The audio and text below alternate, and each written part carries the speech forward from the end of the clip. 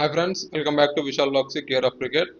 ఈ రోజు మ్యాచ్ వచ్చేసి Punjab kings versus SRH. Punjab kings 2 మ్యాచ్లు ఆడితే 2 గెలిచింది. ఒకటేమో నో రిజల్ట్ కేకేఆర్తో మ్యాచ్లో. లక్కీ అని చెప్పుకోవాలి కేకేఆర్, లేకపోతే ఆ మ్యాచ్లో పంజాబ్ కింగ్స్ ఆల్మోస్ట్ గెలిచేసింది 60%. ఈ రోజు మ్యాచ్ ఎస్ఆర్హెచ్తో ఉండబోతుంది న్యూ చండీగఢ్లో. ఎస్ఆర్హెచ్ ఒక మ్యాచ్ గెలిచింది కేకేఆర్తోని. ఆర్సీబీ అండ్ ఎల్ఎస్జీ మ్యాచ్లతో ఓడిపోయింది. చాలా క్లోజ్ వచ్చినాయి ఆ మ్యాచెస్ కూడా. మెయిన్గా ఎల్ఎస్జీ మ్యాచ్ చాలా క్లోజ్ వచ్చింది. అండ్ పంజాబ్ కింగ్స్ జీటీ మీద సిఎస్కే మీద గెలిచింది. మంచి ఫామ్లో కనిపిస్తుంది. సేమ్ 2025లో వాళ్ళు ఎలా అయితే ఆడినారో అలానే కనిపిస్తుంది team. Super solid. Only Josh Inglis replace అయ్యాడు కూపర్ కాన్లీతోని. మిగతా అంతా దాదాపు సేమ్ టీమే. Ricky Ponting Shreyas Iyer combination చాలా బాగుంది. 2020లో కూడా చూసాం. Shreyas Iyer Ricky Ponting combination వల్ల వాళ్ళు ఫైనల్ దాకా వెళ్ళారు 2020లో.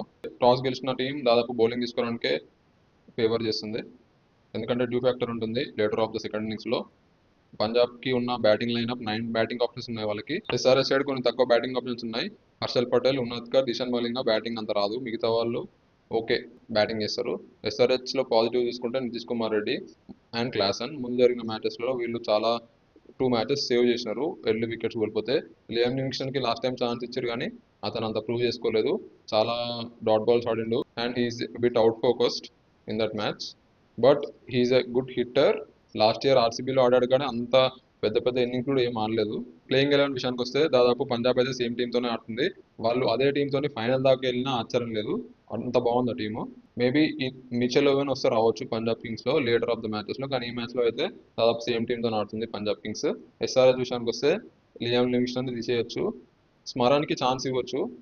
ఎల్ఎస్జీలో ఎలా అయితే ముకుల్ చౌదరి హైలైట్ అయ్యాడో స్మరణ్ కూడా అలాంటి బ్యాట్స్మెనే, మంచి హిట్టర్. బౌలింగ్ విషయాల్లో ఎస్ఆర్హెచ్కి అంత చెప్పుకోదగ్గ బౌలర్స్ కూడా ఏం లేరు. బ్రైడెన్ కార్స్ ఒక్కడు ఫిట్ అయితే మాత్రం అతనికి ఛాన్స్ ఇవ్వచ్చు డైరెక్ట్గా ప్లేయింగ్ 11లో. మిగతాదంతా ఎస్ఆర్హెచ్ బ్యాటింగ్ మీద డిపెండ్ అవుతుంది. వాళ్ళు 250, 260 కొడితే కానీ వాళ్ళ బౌలింగ్ డిపెండ్ చేసుకోలేదు ఆ స్కోర్ని. అలా ఉంది వాళ్ళ బౌలింగ్ లైనప్. స్పిన్నర్స్ కూడా చెప్పుకోదగ్గ స్పిన్నర్స్ కూడా లేరు. భువీని వదిలేసారు, షమీని వదిలేసారు. వాళ్ళిద్దరు ఇప్పుడు సూపర్ హాట్ ఫామ్లో ఉన్నారు వేరే టీమ్స్లలో. ఎస్ఆర్హెచ్లో హర్ష్ దుబే ఒక్కడే పాజిటివ్ అని చెప్పుకోవాలి ఈ సీజన్లో.